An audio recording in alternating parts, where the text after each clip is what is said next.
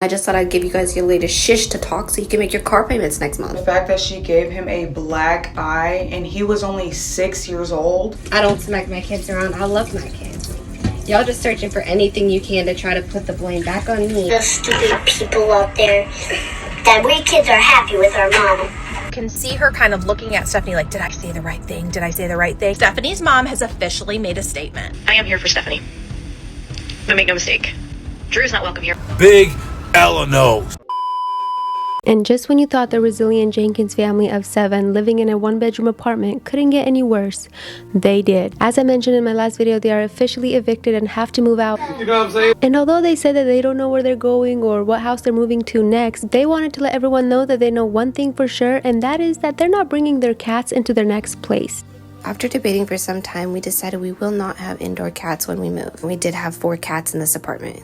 That seriously did not last long. So it's looking like the most problematic panhandlers of TikTok, Stephanie and Drew Jenkins, may have ended their career by getting evicted, because you see, what was revealed through this eviction is actually shocking. Stephanie put her hands on Drew's oldest son. She punched that little boy in the face when he was 6.5 years old. And this happened in 2022. When did Steph move in with Drew? In 2022. So this man lets a woman move in with him and then lets this woman punch his son in the face, giving his son a black eye, and then continued to let the woman live there? Here's the report, and it says DHS called me yesterday to let me know his dad's girlfriend gave him a black eye. A little later than I was anticipating to post. I was busy baby making with the hubby, you know what I'm saying? I'm just playing. I just thought I'd give you guys your latest shish to talk so you can make your car payments next month. But for real, I'd really like to know what y'all's issue is with me and Drew, because personally, what have we ever actually done to either of you? That's right, absolutely not shit. And if you want to go and be like, yeah, well, the baby mama's okay, but they didn't have no issue with us until we went viral. If that doesn't speak levels as to what their intention was, I don't know. I'm not going to keep explaining that. Go on, explain yourself. If I explain myself, you're not even going to take 2 seconds to actually pay attention to my perspective. You're going to go ahead and listen to all the perspectives that I put out there about me. Make that make sense. All I will say is accidents happen, and if I was some kind of trap, Drew would not be with me. He most definitely would not be with me. I don't smack my kids around. I love my kids. Y'all just searching for anything you can to try to put the blame back on me instead of call out the person who neglected to be a part of his life up until this point. Now, this is Stephanie coming forward and saying, even if I do address this, you guys aren't going to agree, you're not going to listen, you're not going to hear my side, but basically anybody can make up anything. So this is in reference to the son who lives with them. This is his baby mama saying that she actually submitted a report against Stephanie for laying hands on him, and he ended up with a black eye. Now, she is saying this is not the case. Accidents happen, so I don't know if it was an accident or that's what she's claiming. She really doesn't go on to explain any of it. But now all of a sudden, like, she's posting these long snips of her brushing his hair and him swinging on the swing and talking to him and giggling with him, but like, she never did that before. So are you trying to prove that you are a good mom? You see, because these parents started a TikTok account called the Resilience Jenkins Crew, where they play the sympathy card with their audience as they share their extreme poverty living conditions as a family of 7 living in that tiny little apartment. That tiny little apartment got them to go viral in the first place. That tiny little apartment bought their kids beds and other necessities. And now when they lose it, what will be their next grift? Let's not forget, Stephanie's plan all along was to make more babies. Remember her famous words? Her man told her if she gets famous on TikTok, he will give her more babies. Well, now that her man got evicted from his government-assisted apartment, there was a lot that came to light, because in their last court hearing, it was found out that Drew has been lying to the judge all along. As you can see, Mr. Drew Jenkins showed up in true Drew Jenkins fashion with his hood on, sitting in the court, saying that Stephanie doesn't even live there with him. She just comes by sometimes with her daughters and like makes food for them and just checks up on them. Because she went so viral, as she likes to say, it's the reason the government found. Welcome back, y'all. Come spend a wholesome night with the Resilient Jenkins. We started off with our typical nighttime routine and making sure everything gets cleaned up. The real living conditions, because she proudly talks about how they are a family of 7 living in a one-bedroom apartment. $30 or $20. Big Ella knows. It's snowing outside and it's big money today. If you need something delivered, oh, I'm your man. What the hell? My My man hardly ever gets to join me for videos, so I was like, put some of your personality up in here. Let them get to know you. And I'm trying out some different angles, but I wanted you guys to see the couple of things I got myself for my kitchen, because we've been busting it freaking every day trying to make money and bring ourselves up out of this pit. It was also found out that they apparently got multiple eviction notices that they were just ignoring, and then Drew's baby mama actually came out to speak on it. You literally gave yourselves away. Like I told y'all back in October. I literally said it in October. Nobody knew where he was until you, Stephanie, decided to put y'all living situation out there for people to see. And then I came out. What you're not about to do is make it seem like I'm some bitter baby mama and I have to get some clout off of you, because baby, you're not clout worthy. You're not. Nobody's hating off of you. What are they hating off of? What do you have that somebody is hating off of? Please let me know, since you're so bold to sit up there and make it seem like I'm monetizing off of you, because I haven't said nothing about you. But I will air him out. Matter of fact, you need to be worrying about him helping you in that house with them headphones on his head with them kids, because you look miserable as but you're trying to justify your situation, but you can't justify it because you're the one that put it on here, but you want to be mad at everybody else. How does that work? How are you gonna be mad at other people for speaking on your situation, but you put it out there? Stephanie has the audacity to go on to say that you guys don't understand how hard it is to find a place. You guys don't think that we haven't tried to put in applications. We just kept getting denied. This isn't mine and Drew's first time actually trying to seek out other housing. We tried about 1.5 years ago. We were denied for making like 120 less than the minimum income. And then, of course, the bankruptcy had come up at that point as well. We still don't qualify income-wise for anything more than a 2-bedroom. Maximum capacity for most 2-bedrooms is 5 people, and we have 7. Of course, it would be incredibly ideal to be in a 3 or 4-bedroom, but income-wise, we still can't afford that. Because no one will approve an application of a family of 7. She was trying to get an apartment with 2 rooms, just basically telling everyone that they have been knowingly breaking the law. Maximum capacity for most 2-bedrooms is 5 people, and we have 7. And putting their kids in this position for TikTok fame, of course. The worst type of clout goblins to exist. And to continue playing this sympathy card even now after gaining a certain amount of followers, making so much money on TikTok, yet still having the audacity to come on there and complain that they're not doing good and that they still don't have the means to find a place for their family. Like I mentioned, our income has not changed too drastically from the last time that we tried to apply for other apartments. That being said, we still don't qualify income-wise. And they don't even qualify for government assistance because she refuses to provide proof of income, because she refuses to let the government know how much she's really making on TikTok. We signed up for their services about a week ago, Thursday to be exact. We picked from the listings they gave us, and they said, we'll contact all these properties, get back to you within 24 to 48 hours. That was on Thursday. So we figured we weren't going to hear a response until about Monday because of weekends, business hours, whatever. We didn't hear anything Monday. We reached out and we're like, are we going to get a response? And she said, we'll let you know by the end of tomorrow, Tuesday. Still nothing. So today I call, and I'm just getting a little suspicious at this point because every time I call, if you go on secondchanceapartments.com, there's like a number you can call for the general line. I call that general line and it always goes to the same person. I'm suspicious why a general number would always go to the same person. Usually I'd call a big Nike number. You're not going to get the same customer service rep every time. Why would I get the same person every time? She has a direct number of her own. You see what I'm saying here? So I asked, can I speak to somebody else? Because I'm not trying to be rude, but I've spoke with you for the past week and nothing's become of it. Can I speak to somebody else? She rerouted me to somebody else in the company, another customer service rep. And it literally just sounded like the girl just switched up her voice, switched up her accent a little bit, and I was talking to the same person. And I'm just getting anxious because we have 3 days left. I'm trying to have faith that we didn't buy into some scam service. But with my experience in life, this is just a little sketch. I keep asking, what would the plan be if you guys don't find housing? Okay, I don't know of another plan besides getting a hotel and getting a storage unit, because even the fact that I have 4 siblings who have housing out here and a mother, none of them have offered for us to stay with them until we figure out some kind of situation.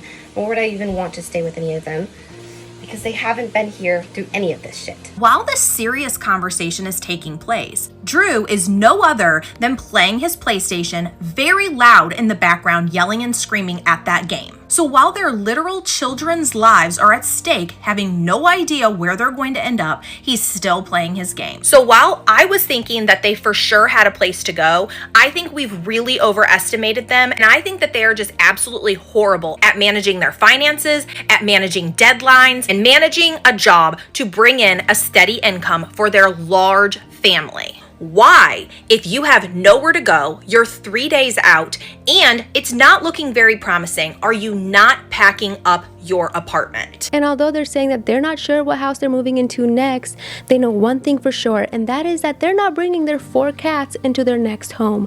Because apparently, animals don't even belong in the house. You know, they belong on the streets where they came from.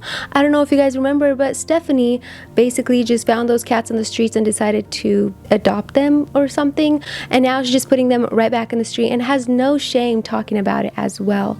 After debating for some time, we decided we will not have indoor cats when we move. Prior to me and Drew getting together, I had 1 cat and he had 1 cat. The cat that he had was a stray that came in from outside, and the cat that I had was a cat that I received from a friend. Becoming a family, we brought in 2 other stray cats. So at one point we did have 4 cats in this apartment. That seriously did not last long, not even more than a couple of weeks. And then my cat Conscious, who's always been a free spirit, wanted to go outside, and so we let her do so. It's always been my opinion that if you have cats and they act like they want to go outside, let them outside. They're animals. Oddly, it's looking like she's putting them in the trash because she's like bringing their litter boxes in the trash. So it just looks like she's discarding their cats into their trash. She says that she's going to bring them with them, but they're going to be outdoor cats instead of indoor cats because she's done dealing with it, da-da-da-da. But you packed all their stuff up and threw it away. So you want everybody to believe that even though you packed up all their crap and threw it away, that you're going to take them cats with you?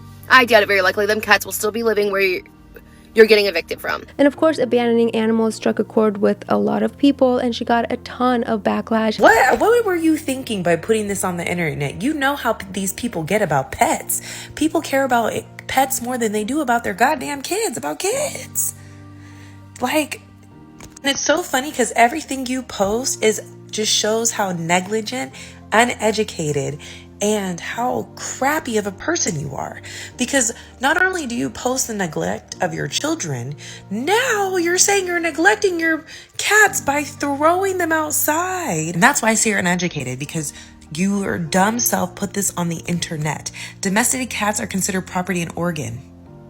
And then it is illegal to abandon a domesticated animal, which is considered a Class C misdemeanor. The punishment for animal abandonment can include a fine of up to $1,000 and 30 days in jail. Girl, from word on the street is that Drew's already in legal trouble and it's about to be coming down the pipeline soon. So now you want to add this? So she had to respond, and she didn't give us a regular, TikTok response. No. She made this response on her private Facebook page that's only for like members or something. You guys, her response will blow your mind. I think this lady has mental issues. Now, if you had actually listened, you would have heard that these cats were strays long before we arrived. And there is, in fact, many strays in the area we live in. When we decided to have indoor-outdoor cats, we took the extra steps to take the 3 male cats to get neutered, and we kept them in the home to heal. The cats have always been indoor-outdoor cats. We are not garbage people for doing things a more natural nut way. You can call me a nature nut, nutty nuthead. You can call me a nature nut, nutty nuthead. That I'm fine with. But just because your opinion doesn't match mine doesn't make me garbage. Have the day you deserve. And again, I'm just still shocked, and it's why I continue to make these kind of videos about this family, because I just hope that it comes to a point where somebody steps in and I guess helps those kids out. Stephanie's mom has come forward and said, I would be willing to help, but she doesn't want the help. We've also seen Stephanie talk about her mom in almost a bad way, like she doesn't have a good relationship. In this most recent video, she does discuss her siblings and her mom, saying that they wouldn't be willing to help her. She also said in a previous video that her mom has caused some type of bankruptcy to be under her name, and that's part of the issue as well. Well, Stephanie's mom has officially made a statement. Watching my daughter make decisions to stay with a man who clearly does not care about her, doesn't care about those children, continues to bring her down, keeps her from even having the sense to reach out to her family and ask for help. I know you watch her videos and you see, oh gosh, she really hates her mom. There's really, I'm not convinced she hates her mom. I'm convinced she knows that I'm the one person who could rescue her, who could set her straight, who could help her come to her senses, and she's too scared to reach out to me. It's hard when you are living in the type of relationship that she's in to admit you're wrong and leave. And I've seen it firsthand. I worked as a domestic violence advocate. I know it doesn't happen overnight. Anyhow, I haven't said a lot because I don't want my words to get twisted and for it to drive an even deeper wedge between me and Stephanie. I hope at some point our relationship can be reconciled and we can move past this. And I haven't seen my grandkids in over a year. I have a new grandbaby who I've only seen on social media when other people post videos of my grandbaby. The whole situation is heartbreaking and I have no other words to say about it. But I've been asked and I've decided just to at least clear the air a little bit. Anyhow, I am here for Stephanie. But make no mistake, I have absolutely no room in my heart, in my home, or anywhere in my, I just can't even go there. Drew's not welcome here. He's not welcome here. She makes it abundantly clear that the reason that Stephanie likely is not seeking help from the mother is because she will not allow Drew any sort of help. She's not going to house him. She's not going to support him. And she had to stop herself from saying more things that I think she wanted to say. Stephanie has made it very obvious that her children know that they get backlash online. And it is a bit concerning that she is letting them in on this internet drama. For those stupid people out there that we kids are happy with our mom. And you're not going to take that away from us. What you heard was the oldest daughter who was basically saying, like, let's tell these stupid people how much we love our mom, essentially. And I'm not going to show the kids, but you can see her kind of looking at Stephanie like, did I say the right thing? Did I say the right thing? And it's just really strange because I don't understand what the benefit of telling your kids that this is happening would be. They know this is harming their development and they just don't care. It's gotten to a point where I truly fear for those kids. Those parents have shown us time and time again that the kids are not a priority. At this point, this is just really sad because we're literally witnessing 5 kids get pushed into homelessness because their own mother couldn't choose them over a man. The Resilient Jenkins eviction is literally up in 2 days, and Stephanie still hasn't found a place for them to live. Drew is still on the PS5, and the kids are still oblivious to everything that's happening. They literally went to Target the other day to spend money when they don't even have a place to live, and her only plan is if they can't find somewhere in 2 days, they're gonna pack up the family and go to a hotel room and put everything else in a storage. I guarantee you, if they could kick their kids out on the streets like they did to their cats, they would. And for those who continue to defend her behavior and keep saying that she's trying her best, she's doing her best, please save it. There have been many people who come out to speak on what it's like growing up in a large family living in a tiny place and what that did to their mental health and how that impacted them even into their adulthood to the point where they no longer speak to their parents. Being that I actually did grow up in a house of 7 people, I'm actually more qualified to talk on Stephanie's situation even than she is, because she did not grow up in a family of 7 in one house. The resentment that's created with the younger siblings, because as the older sibling, you get pushed more and more back to the side. You start wearing your dad's hand-me-down shoes because it's cheaper to get your new shoes, be dad's hand-me-downs, and dad gets new shoes. Isn't that right, Andrew? Isn't that why your son's shoes were way too big for him? Do you know, until I went to college, I thought it was a size 9 shoe. I'm not. My mother was, but she would buy it all in size 9 so she could wear the shoes as well. I'm a size 6. My underwear was always too small for me because it had to come from clearance or occasionally the thrift store. I'm no contact with my entire family. I don't talk to my siblings. I don't talk to my mother, and I don't talk to my stepdad. Because here's the thing, Stephanie, those little kids are going to grow up to be adults.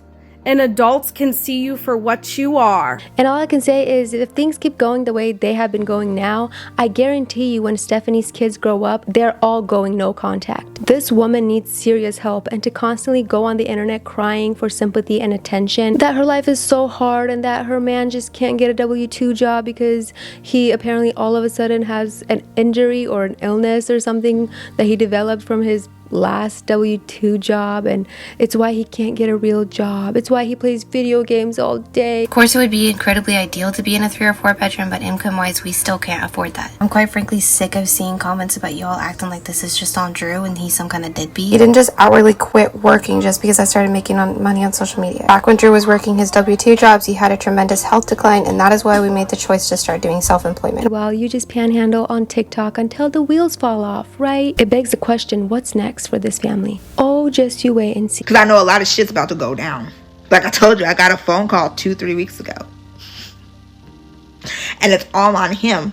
So baby, you want to be tied to that so bad. I hope you're ready, because it's not just the eviction you guys are gonna be facing. Y'all, I can't believe we have 10 days until my family of 7 have to move out of this 1-bedroom apartment.